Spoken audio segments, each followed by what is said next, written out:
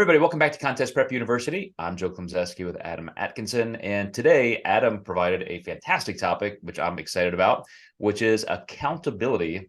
And I think of this in 2 to 3 different ways, Adam. And the reason I'm excited is I've spent the last 2 years trying to assimilate this word into a broader vocabulary with clients. I think, at least to me, maybe it's just my issue, but previously I had always thought of accountability as kind of an overseeing, like I'm reducing somebody's independence. I'm telling you what to do, and you must be accountable. And it really, to me, kind of sapped autonomy and the creation of independence that I want to form with clients, and that reciprocal trust.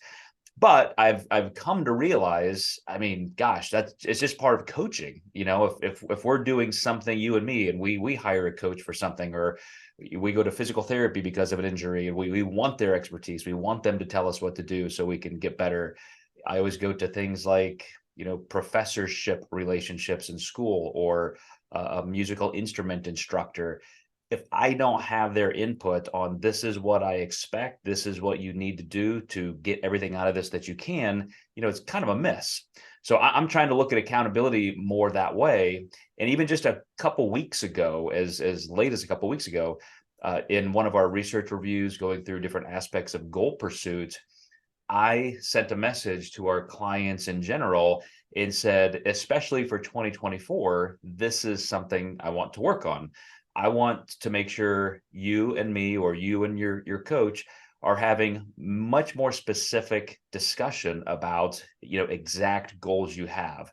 And one of my clients took me up on it. We had a private chat yesterday, and she kind of started the conversation like this, which is very, very telling.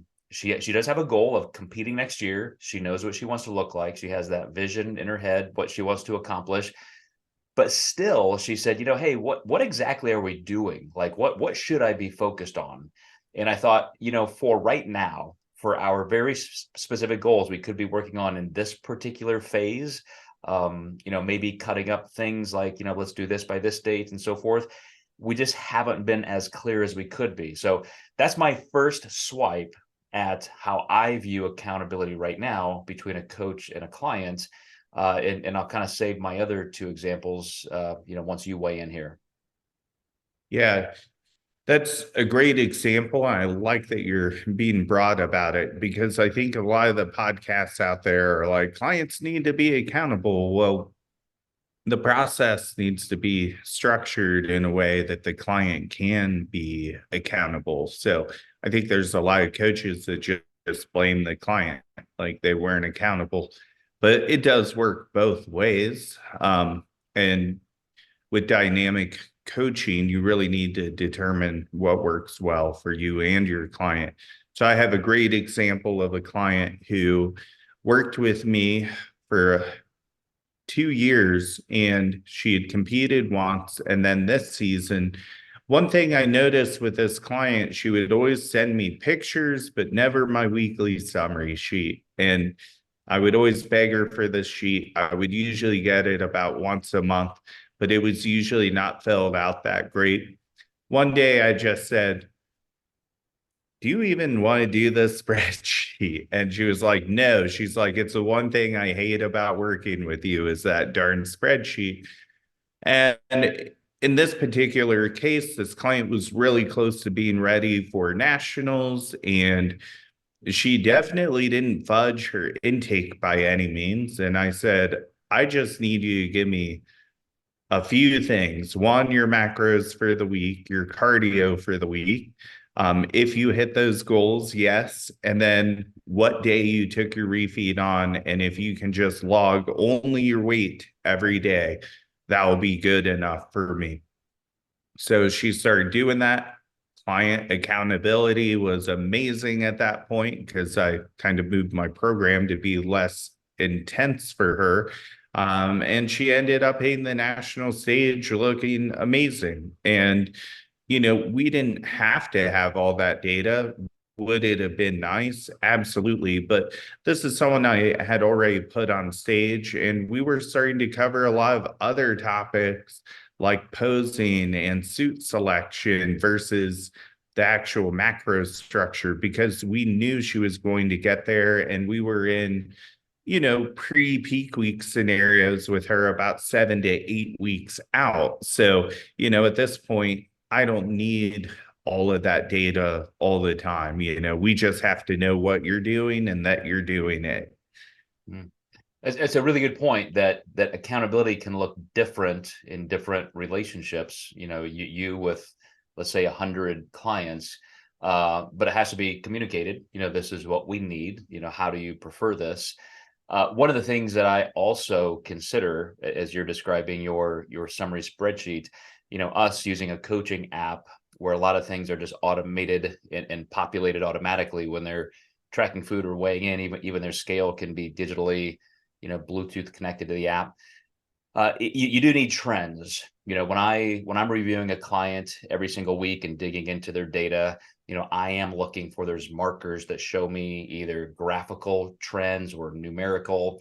And without that, you're right. You're kind of shooting blind, and perhaps the client doesn't know. But even if you just have a couple of those post marks, exactly what you need to be seeing, that can be enough, especially in off-season scenarios, or sometimes I know even pre-contest, if things are flowing well, if I'm seeing that things are perfectly fine, it may sound like there's not as much direction or accountability because we just don't need to really make any corrective adjustments.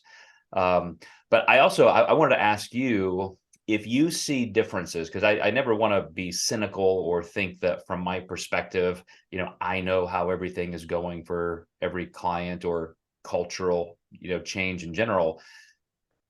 But outside of the people who are just wired to be super, super organized and meticulous and detailed, I do find a greater percent of my clients today than 10 or 20 years ago have a great sense of self accountability. Like they may be relying more on us, and if they're not getting exact direction, that independent drive isn't as deep as I once saw it. And I think of things like social media and access to information and just the sense of overwhelm we have with the speed of culture being faster these days. But I do want to touch on self accountability. So just as a comment, first, what do you see in terms of change, and if anything? Yeah, I think you get those clients that are so wired into the details, and they're just so afraid to mess anything up. And so I think I see what you're saying, where, some people, if they don't have all the answers, it's almost like they can't perform it because they're afraid to mess something up, or they need to know the reason why to follow through on it. And, um, you know, those people can almost overthink themselves out of success. And I can think of a client who I just had a Zoom call with. We had talked about switching her rice to a potato. And, we talked about like a white potato, but then she immediately messaged me later that day, well, what if I did a sweet potato instead? And it's kind of a silly question, but I also get why she asked it. And, I said the macros are the same. And she said, well, I think I want sweet potatoes instead. Could you put that on my meal plan? Because she's the meal planner. So, there was really no change in that meal plan other than typing in sweet versus white. And, but she just is so structured that that is what works for her. So I think that type of accountability and maybe coach accountability to just the minute T is sometimes important for those types of clients. Some clients are going to be more rigid and less flexible. And you wonder how that's going to go for the long term. I will say those are types of clients that I don't tend to have as long relationships with, just due to the fact that I think burnout is much higher to be that rigid and that scared of eating anything off. But that it still gets the job done to get them ready for a contest, you know. Yeah, I see how that cuts both ways, and you gave me a great insight that you know, like myself, I'll use myself as an example. I'm hyper organized, OCD. You know, I'm going to have a spreadsheet with everything. You know, throughout my entire competitive pro career, I had body comp analysis, photos. I'm comparing year to year to year. My macros are tracked meticulously. I would never, I would never want to miss a piece of information that could help me. And even though I was never coached by anybody else, you know, that's still how I act with people I am accountable to. I was telling somebody the other day, out of 2 doctorates and 4 master's degrees, I've never been less than summa or magna cum laude graduating, not because I'm a quote perfectionist who has to have an A in every course or a 4.0 for every degree, but I count that as a sign of respect for my professors. I count it as justifying the time and the expense. If I'm going to do that, if I'm going to pursue something, I want to give it my best and get as much out of it as I can. And of course, I want the same thing for my clients. I want to provide that level of service to them. And if they're not reciprocating with enough self-accountability to provide it, and like you said about your first example, that client may not be very type A, and she may feel constrained by too much detail. But when you and her came to that agreement, you know, she did what you needed and she still did well. So personality aside, communicating it has to be there. But I really do feel like, because we are dealing with a goal that's incredibly objective. You know, I know it's a subjective sport, quote unquote, when you get to the stage and you're making judging calls, but it's incredibly objective in the process to get there. And yeah, I just think that level of information and expected communication reciprocally is incredibly helpful.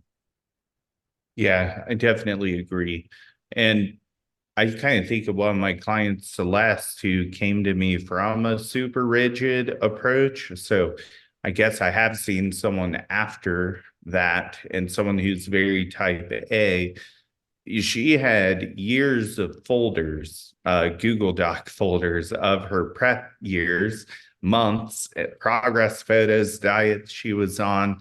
And it was really helpful to have that information, because she was someone who struggled kind of getting lean enough in some of her previous contest seasons. And one of the things that we really saw trending with a lot of her previous preps, where she never really got much rest, and was training constantly, like 6 to 7 days a week. And I knew just by pulling back training volumes, we'd be able to make a lot of progress, a lot more progress. Mhm. You know, you've used the word rigid a couple times, and I want to make sure that at least I give you my perspective that accountability is one side of the same coin as, you know, some form of I don't know, just kind of pulling back a little bit. Like accountability is how much I'm performing in terms of expected outcome, compliance, that sort of thing. And I'm accountable to you. I want your input, and I'm going to provide all the feedback that you need. The other side of that is not failure.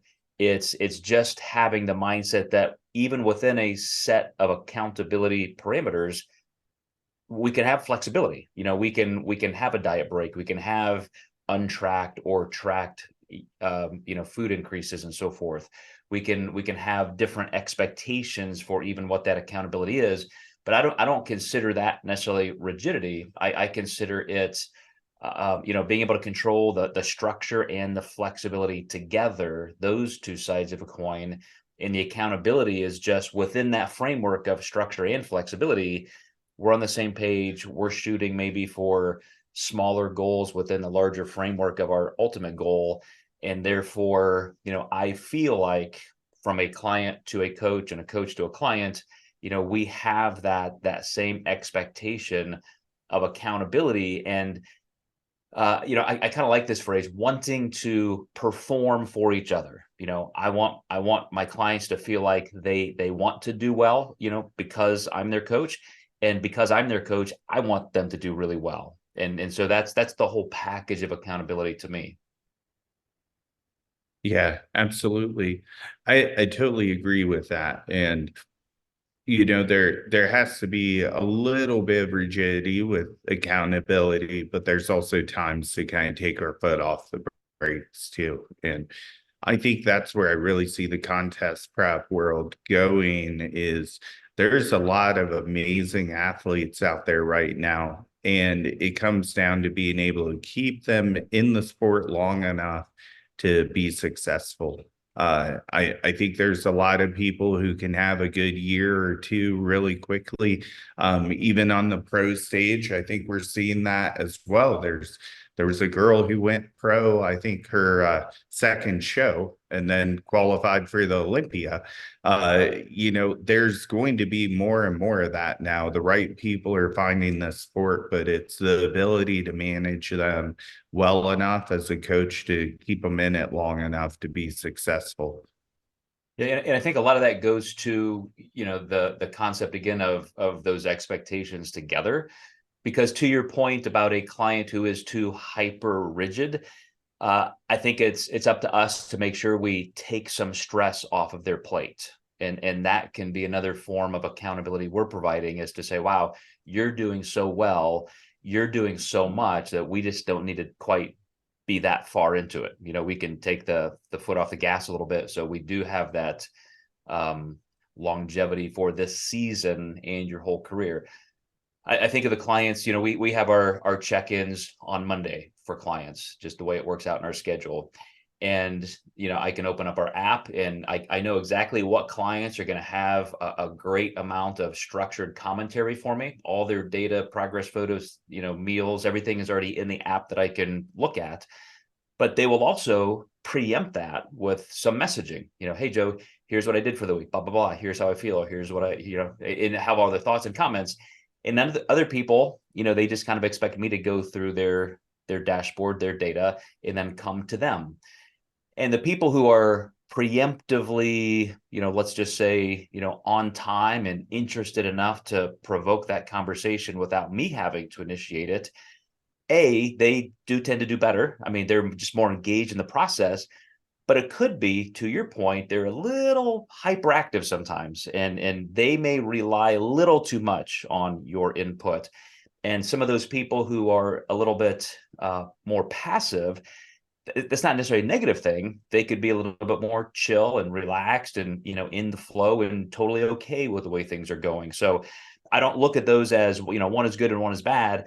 I look at it as just two different personality types, and that may instigate a different reaction from me. I just need to prompt them in two different ways, but it's still up to me, the coach, to ultimately set that framework for proper accountability. Absolutely. All right, man. Well, this again was a great suggestion on your part. Anything that we didn't cover, because I kind of jumped in with the different facets that came to my mind, but anything that we didn't brush up against from your end? I think that was perfect. I can't think of anything else to throw in.